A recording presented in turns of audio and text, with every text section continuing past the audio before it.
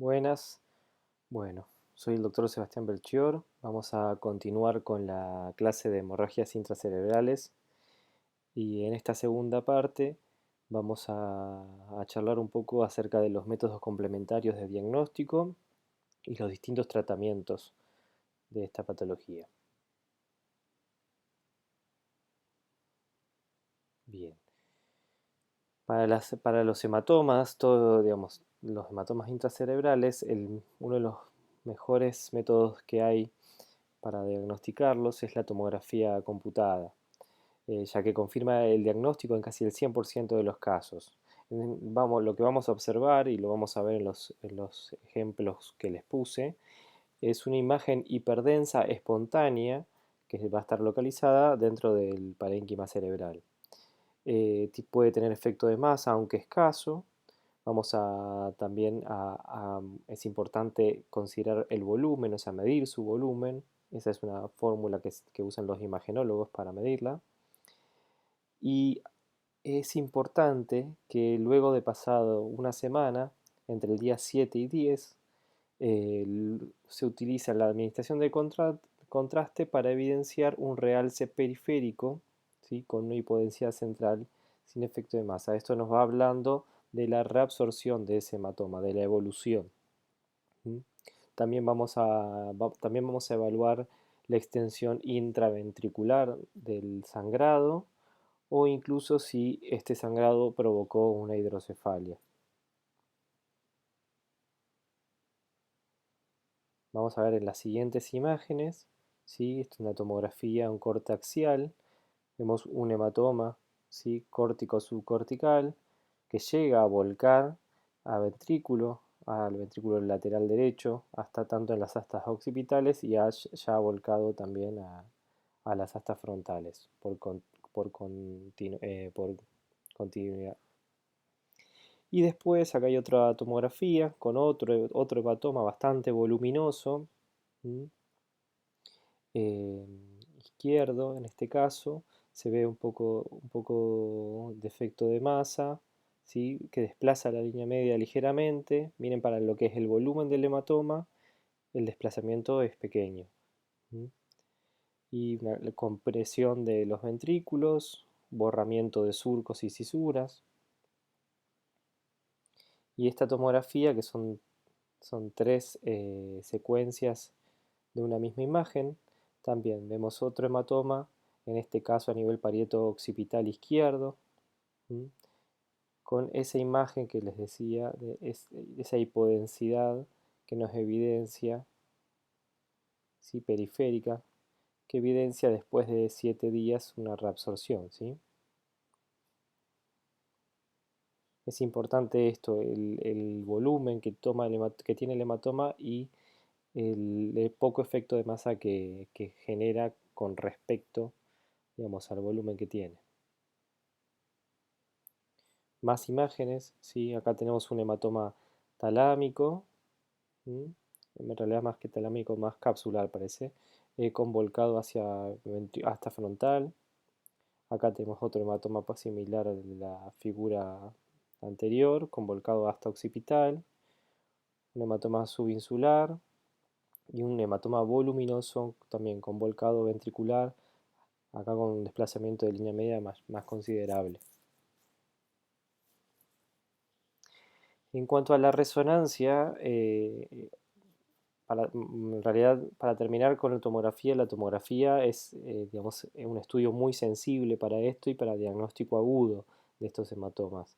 La resonancia en sí la vamos a utilizar más que nada para cuando sospechamos alguna lesión subyacente, ya sean tumores, malformaciones vasculares, o para determinar la etapa evolutiva del hematoma, ya que, como les detallo en el cuadro a continuación, podemos discernir y discriminar mucho mejor en la resonancia en qué estadio estamos de acuerdo a cómo se ve el hematoma.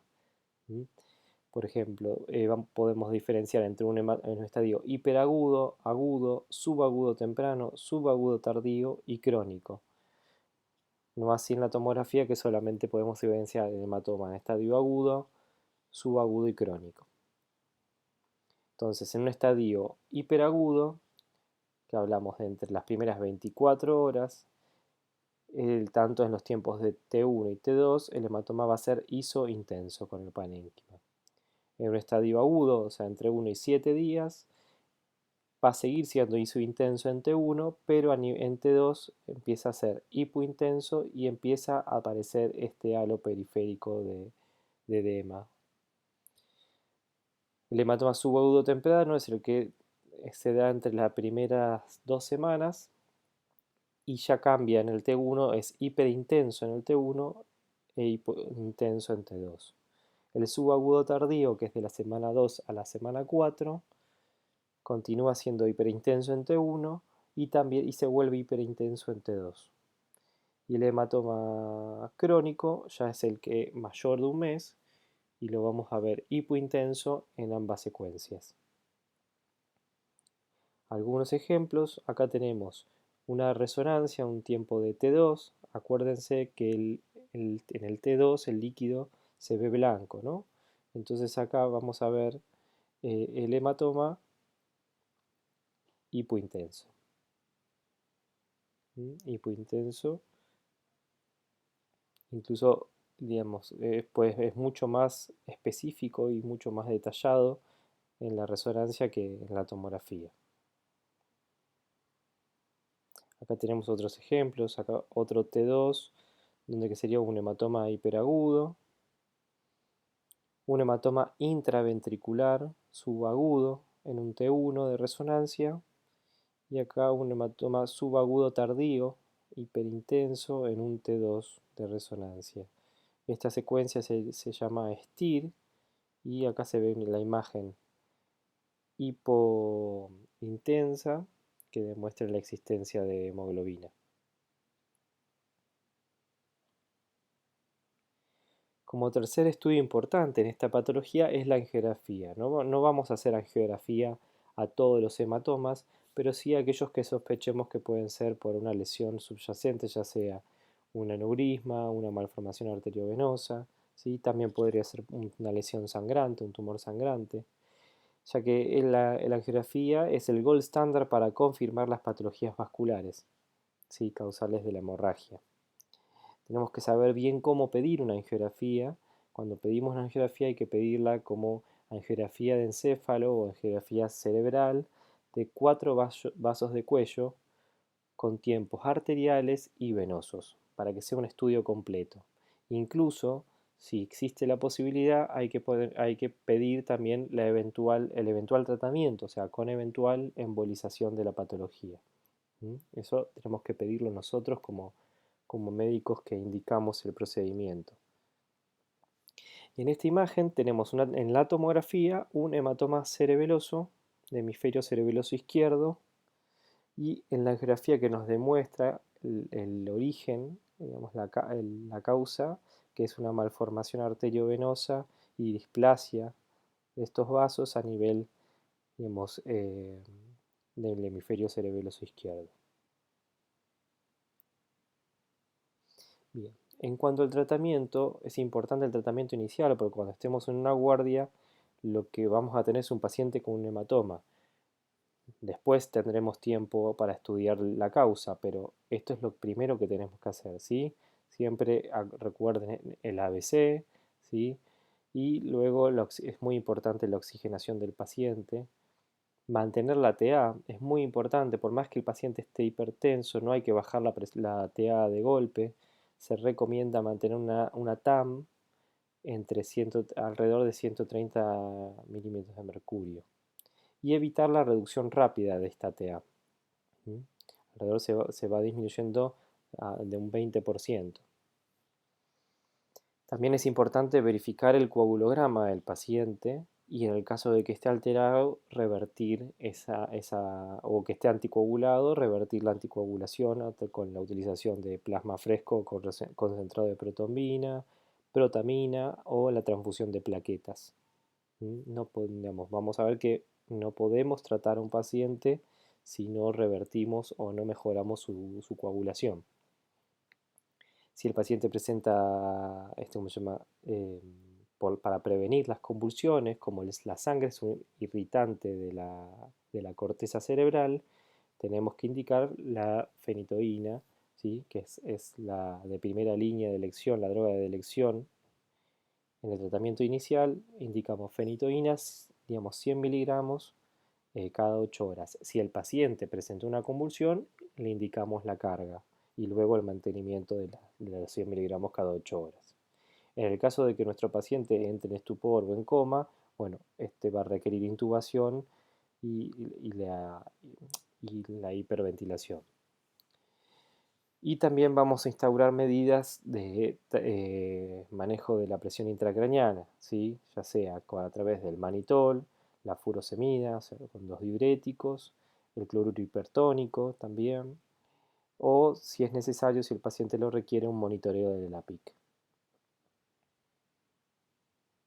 Bien, vamos a empezar por el tratamiento no quirúrgico, cuando no operamos.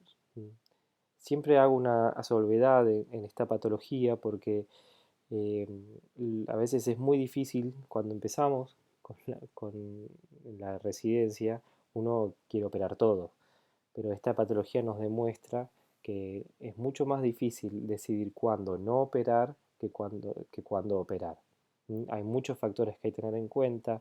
Recordemos las primeras diapositivas donde dentro del pronóstico estamos hablando de una patología con una mortalidad entre el 50 y el 60% a los 30 días de evolución del paciente.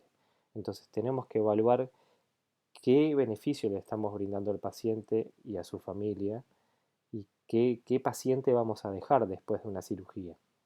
Eso es muy importante. Entonces, en cuanto a la indicación del tratamiento no quirúrgico, vamos a tener en cuenta lesiones con síntomas mínimos. Un paciente despierto, alerta, con un foco leve, con un Glasgow mayor a 10.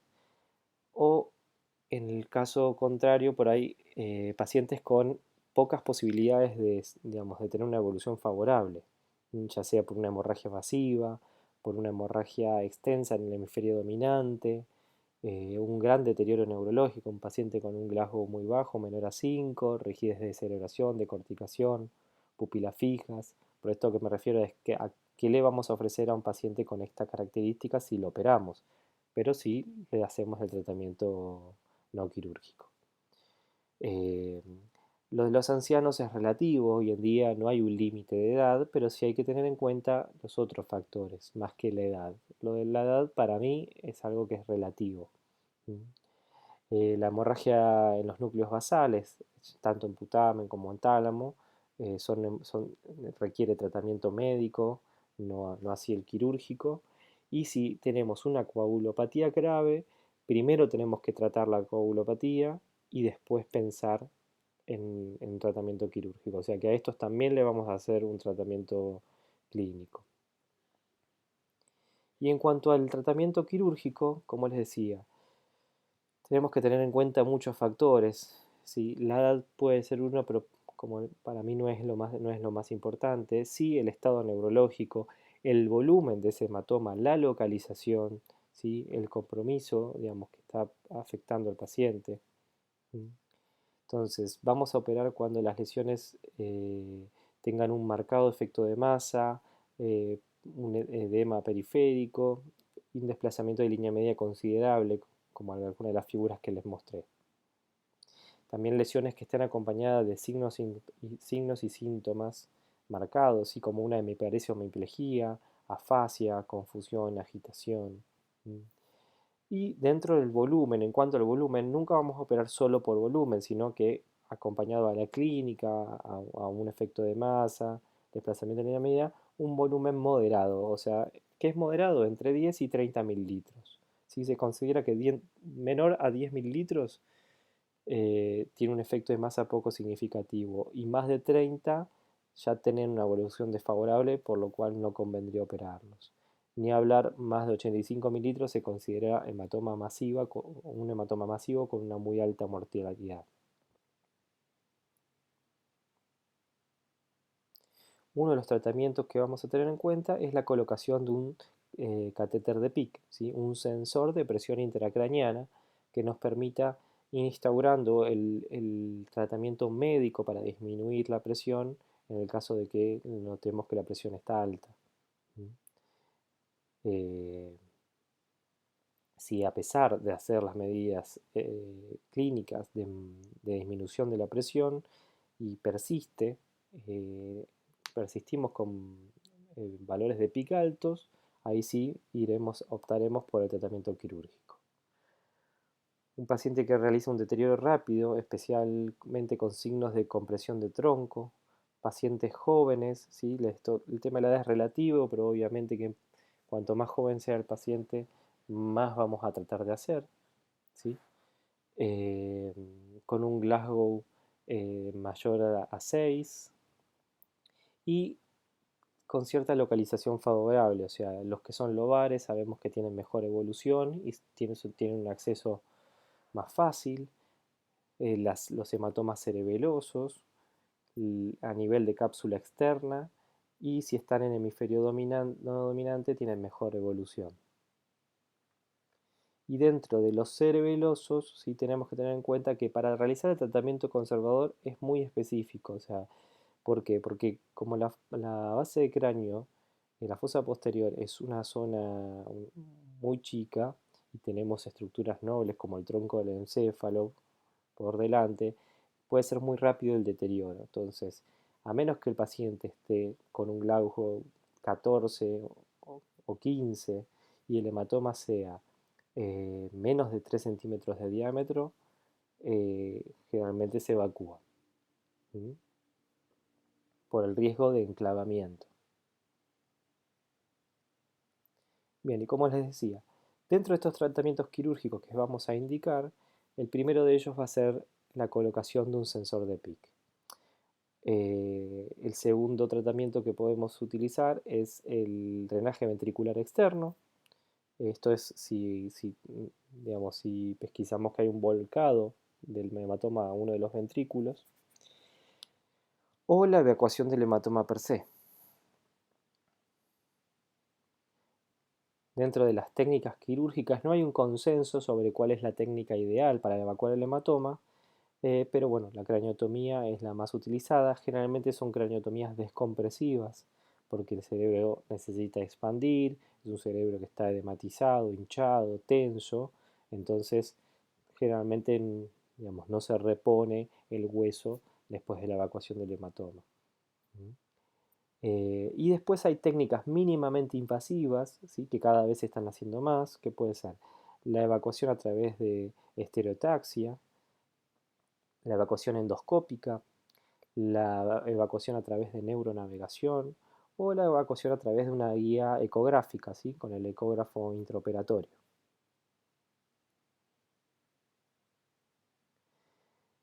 Dentro de las técnicas, una vez que tenemos un volcado dentro del ventrículo, que este puede causar bloqueo, digamos, un bloqueo y una hidrocefalia, entonces tenemos indicación de realizar una ventriculostomía o derivación ventricular externa. ¿Mm? Es difícil mantener la permeabilidad, pues suelen taparse mucho con coágulos, ¿sí? Y siempre conviene hacerlas en el ventrículo contralateral a la hemorragia, ¿sí? Si tengo un molde ventricular en un ventrículo, voy y la coloco en el ventrículo contralateral.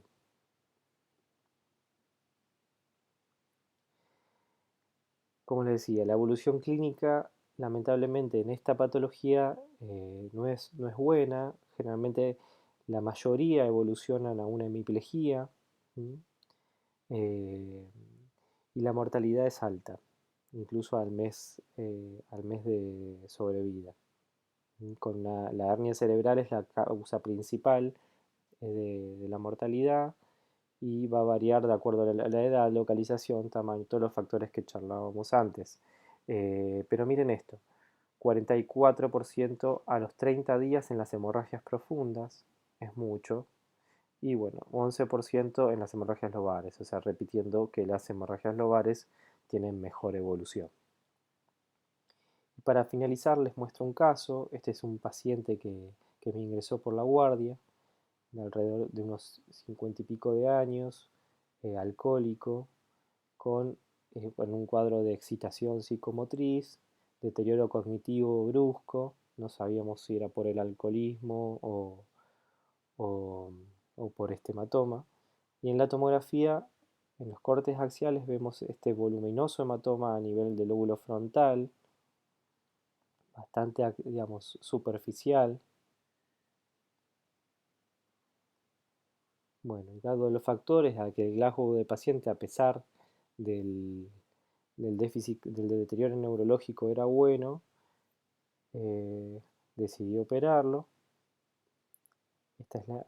Así se ve cuando abrimos la dura madre, el hematoma casi pariendo, o sea, contenido por la aracnoides. Miren el cerebro, congestivo, rojizo, tenso. Y acá post evacuación del hematoma, esta espuma blanca que ven es un hemostático que colocamos, pero miren cómo cambia el aspecto del tejido cerebral, cómo mejoró la corteza. Obviamente le hicimos una duroplastia, ¿sí? Y quedó descomprimido, o sea, quedó craniectomizado. Estas son las tomografías de ingreso, ¿sí? Para que veamos bien lo que era el hematoma, un efecto de masa bastante importante. Y el control postquirúrgico.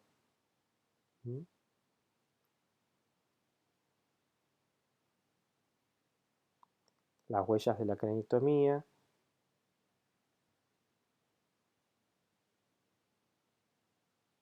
Muy bien.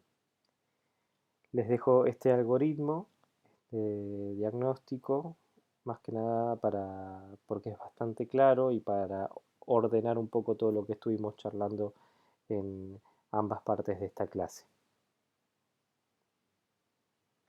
Muchas gracias y espero les haya gustado la clase.